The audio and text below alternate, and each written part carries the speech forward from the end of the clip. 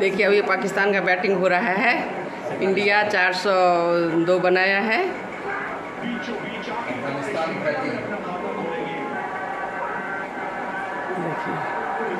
देखिए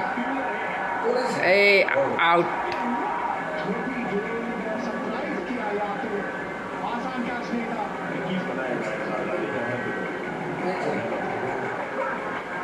बहुत अच्छा लग रहा है देखने में। देखिए आप लोग भी, इंडिया ही जीतेगा।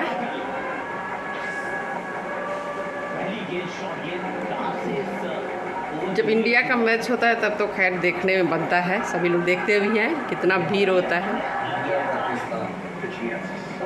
इंडिया पाकिस्तान का तो बात ही कुछ और है, लेकिन कहीं से भी हो इंडिया का इंटरेस्टिंग गेम हो जाता है।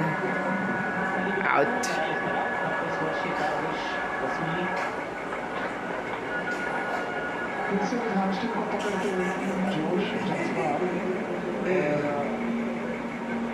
देखिए